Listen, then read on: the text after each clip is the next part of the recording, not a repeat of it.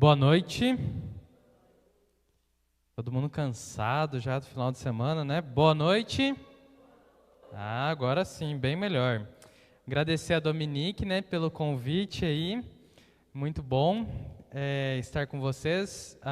Tem alguns meses que a gente não vem aqui na 706. E aí quando nós chegamos até, tanto eu como a minha esposa, nós olhamos e falamos, nossa, como a igreja está ainda mais bonita, né?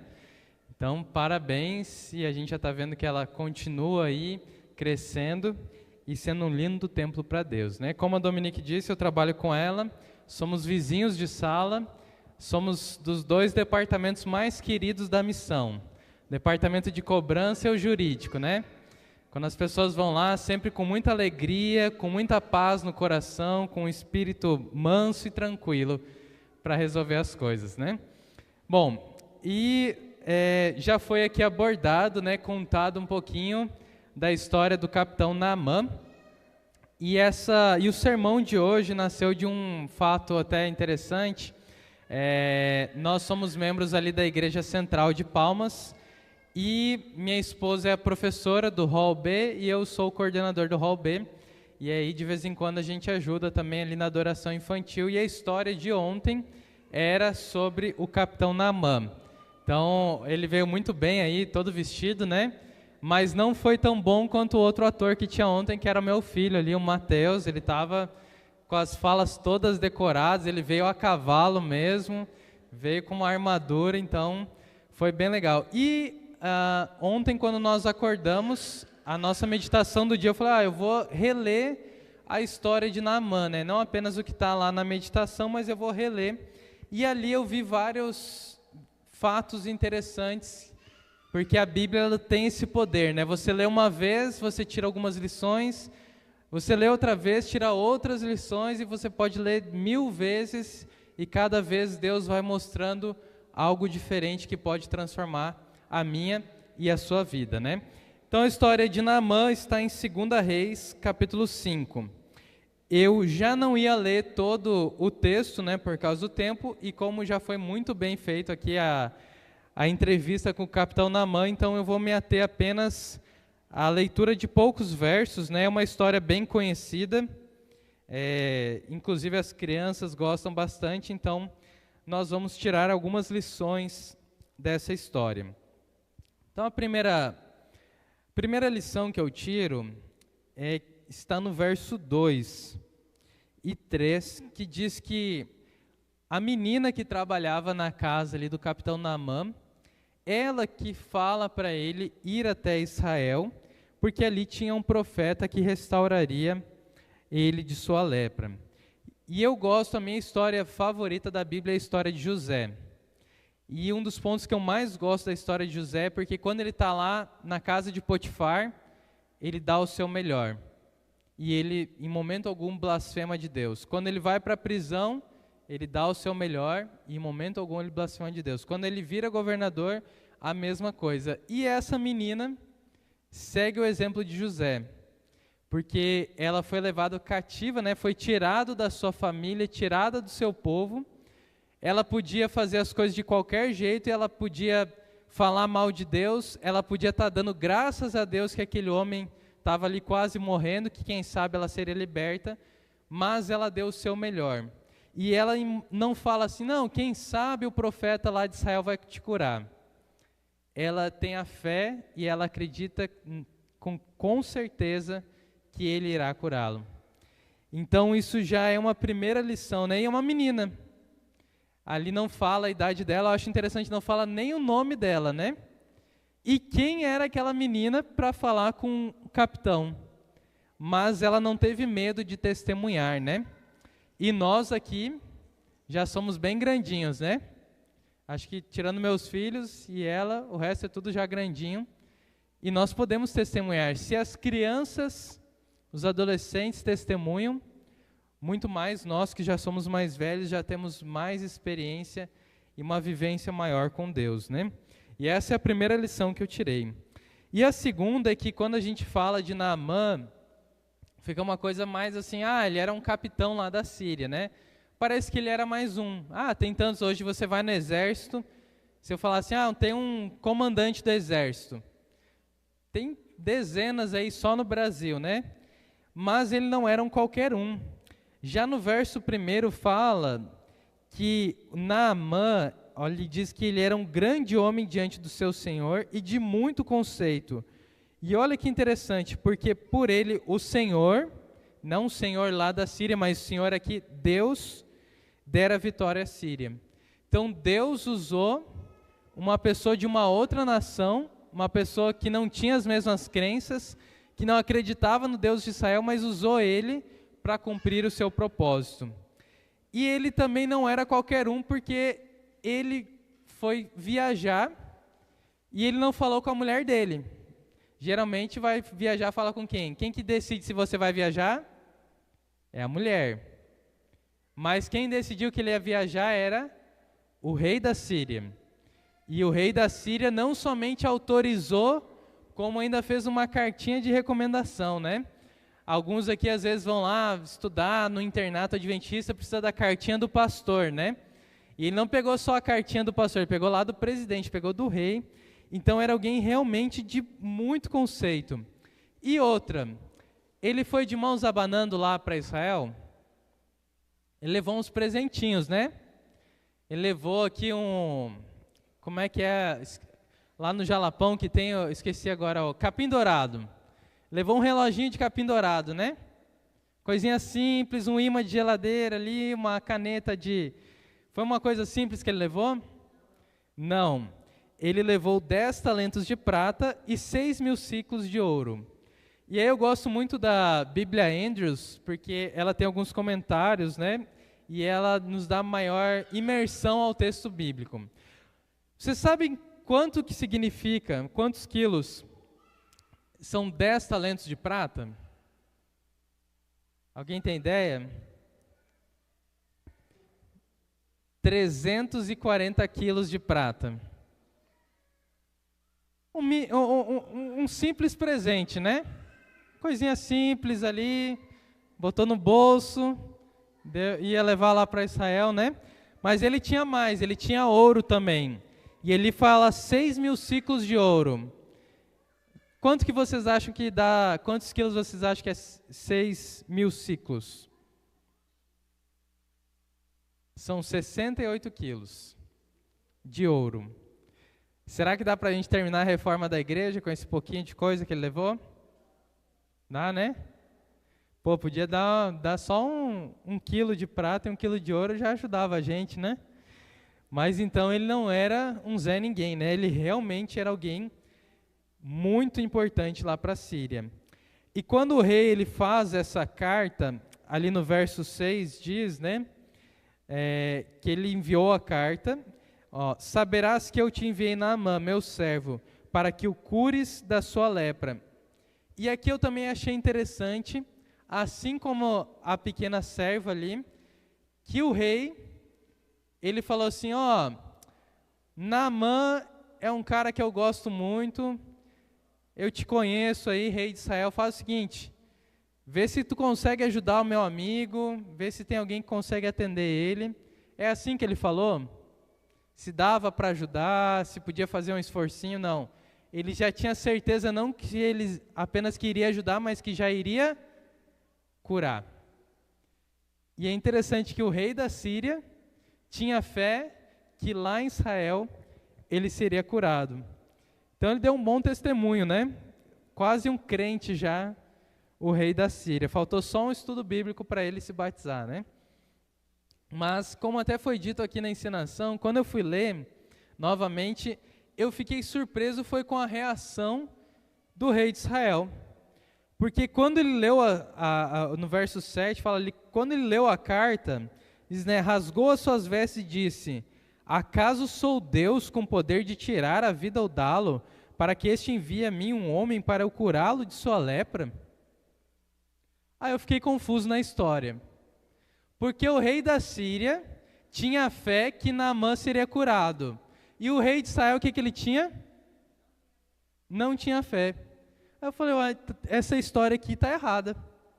Eu acho que é tanta história bíblica que escreveram ali, que confundiram, né? Quem tinha fé era o rei de Israel, e quem não tinha fé, quem era descrente, era o rei da Síria. Mas aqui está ao contrário. Quem tinha fé era o rei da Síria, e quem não tinha fé e não acreditava no poder de Deus, era o rei do povo de Deus, o rei de Israel. E é interessante, né, porque ele era ali, de certa forma, um representante de Deus na terra. Ele era o rei do povo de Deus. E muitas vezes a gente se apega aos nossos títulos, né? Ah, porque eu sou o ancião da igreja. Ah, porque eu trabalho na missão. Ah, porque eu já sou a terceira geração de adventistas da minha família.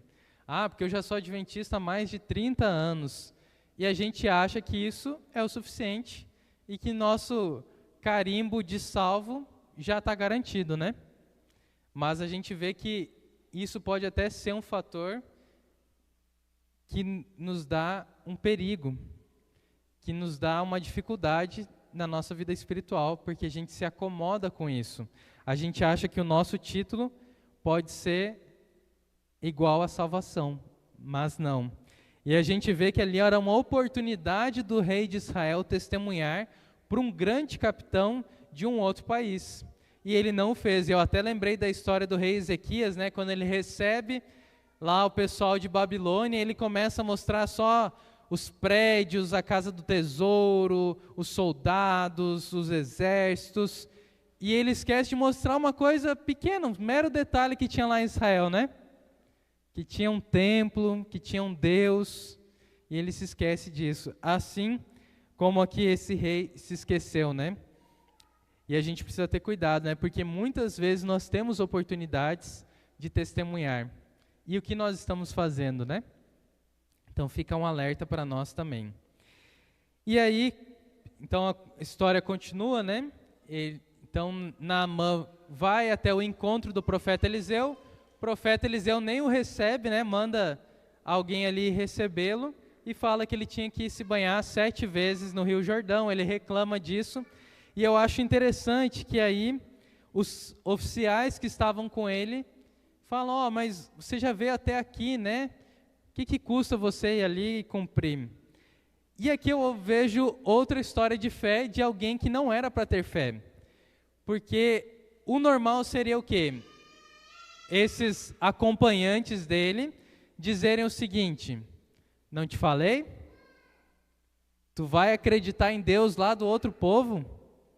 Tu vai andar de cavalo um monte, aí tu vai acreditar numa menina que está como escrava na tua casa, e agora a gente está aqui, a gente veio no sol, passou dificuldade, enfrentou frio, enfrentou chuva, e a gente está aqui, agora o cara falou para ti ir lá banhar 7 vezes num rio sujo.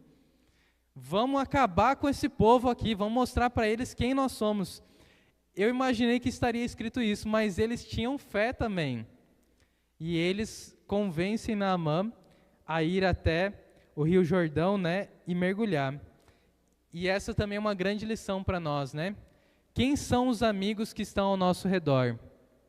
Será que são amigos que nos levam para mais próximo de Deus?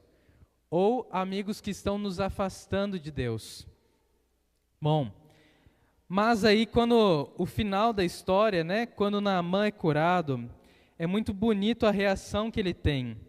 Que ele volta ali e ele dá o testemunho dele agora no verso 15, diz assim: voltou ao homem de Deus, ele e toda a sua comitiva. Veio, pôs-se diante dele e disse: eis que agora reconheço que em toda a terra não há Deus senão Israel. Agora, pois, te peço, aceites um presente do teu servo. Porém ele disse: tão certo como vive o Senhor em cuja presença estou, não assentarei. Instou com ele para que eu aceitasse, mas ele recusou. Disse Naamã: se não queres, peço-te que ao teu servo seja dado levar uma carga de terra de 2 mulos, porque nunca mais oferecerá a este teu servo holocausto nem sacrifício a outros deuses, senão ao Senhor. Nisto perdoe o Senhor a teu servo, quando meu senhor entra na casa de Rimom para lhe adorar, e ele se encosta na minha mão, e eu também me tenha de encurvar na casa de Rimom. Quando assim me prostrar na casa de Rimom, nisto perdoe o Senhor a teu servo. Eliseu lhe disse: vai em paz. E aí aqui eu vi que, primeira coisa, né, ele realmente reconheceu quem era o Deus de Israel. Provavelmente como um grande guerreiro que já conquistou muitos povos, ele conheceu muitos deuses pagãos, e eles mesmos na Síria já tinham ali deuses. Mas agora, ao conhecer o poder do Deus de Israel, ele se converte. E a gente pode cair no engano de que, mas foi uma coisa emocional, né? Foi ali, ele viu o milagre acontecendo com ele naquela emoção, ele se converteu, ele falou aquelas coisas, mas provavelmente ele voltou lá para a terra dele e se esqueceu. Mas o texto dá esses detalhes, que ele já falou que agora ele teria dificuldades quando ele voltasse para casa. E que ele precisaria ali participar de algumas coisas que ele não aceitaria, mas era a função dele, e já pedindo que Deus o perdoasse. Eu não sei quantos aqui vêm de uma família que é de não adventistas. Minha família não é adventista, agora, pela graça de Deus, a minha mãe se batizou já, mas os demais não são. E a gente sabe, né, quando você está em casa, ali alguns bebem bebida alcoólica, alguns fumam, escutam músicas que não tem nada a ver com o que a gente crê, gostam de coisas que não condizem com a nossa fé, e é um desafio, né? E ali ele também sabia de tudo que ele ia enfrentar, mas ele já se preparou, porque ele queria, mesmo em meio a todas essas dificuldades, continuar fiel a Deus. E aqui, né, o tema dessa noite, né, é totalmente salvo e completamente perdido. E eu creio que Naamã foi totalmente salvo. Eu creio que não foi uma decisão apenas emocional, mas algo racional. E que mais do que isso, que quando ele voltou para a Síria, ele virou um missionário de Deus naquele país. Então ele está totalmente salvo. Eu acredito nisso, eu espero que eu seja salvo também. E quando eu chegar lá no céu, eu possa conversar com Naamã e ouvir dele essa história.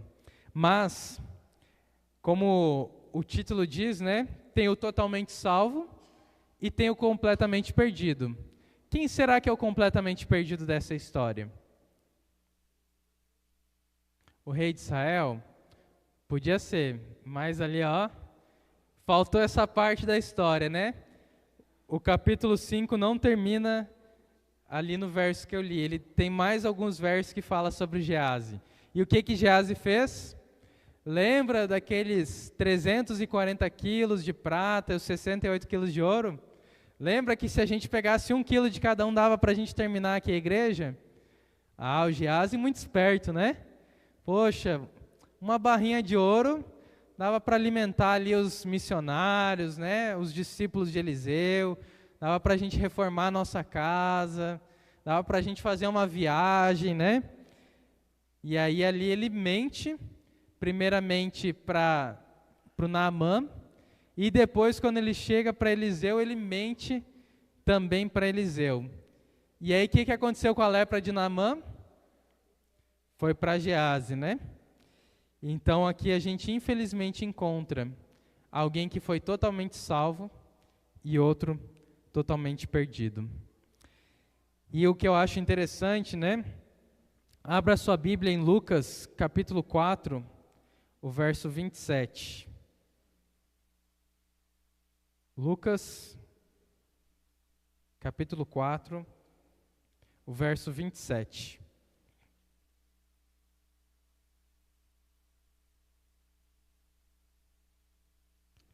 Lucas, capítulo 4, verso 27, diz assim: Havia também muitos leprosos em Israel nos dias do profeta Eliseu, e nenhum deles foi purificado, senão Naamã, o sírio.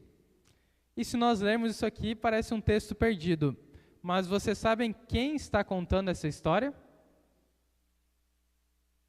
Um rapaz lá de Nazaré, como é que era o nome dele? Jesus.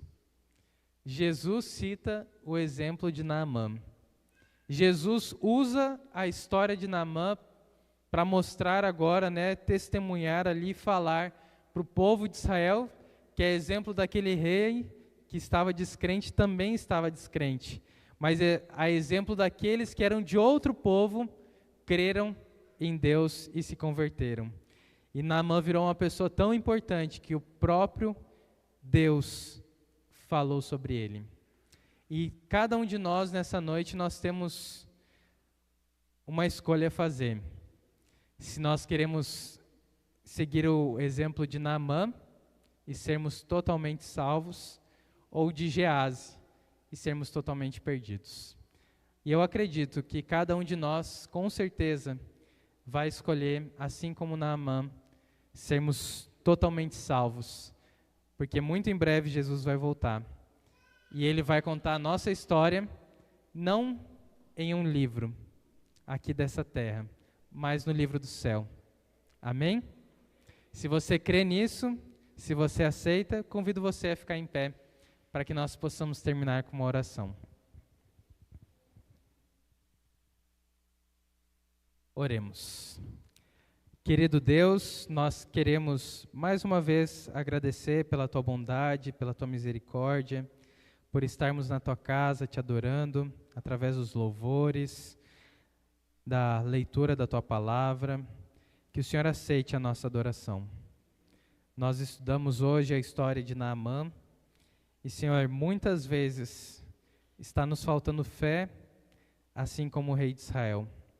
Muitas vezes estamos usando o nosso título como adventistas, nosso título na igreja, como uma muleta. E ao invés de nós termos fé, a nossa fé está cada vez diminuindo. Mas pedimos, Senhor, que nos dê ânimo, nos dê fé, e que assim como Naamã, nós possamos acreditar que apenas o Senhor é o verdadeiro Deus e possamos ser missionários da Tua palavra. Que possamos estar totalmente salvos, Senhor. E se tem alguém aqui ou que está nos assistindo, que ainda não entendeu, ainda não aceitou a Tua palavra, que o Senhor toque o coração dessa pessoa, transforme, e que nós todos que estamos aqui possamos ter o nosso nome escrito no livro da vida que está no céu. Salve a cada um de nós, Senhor. Somos falhos, somos pecadores, mas com Teu poder nós podemos fazer e ver grandes maravilhas. Derrame Teu Santo Espírito sobre essa igreja e sobre cada um aqui. E nos despeça agora com a Tua paz. É o que nós te pedimos e já agradecemos em nome de Jesus. Amém.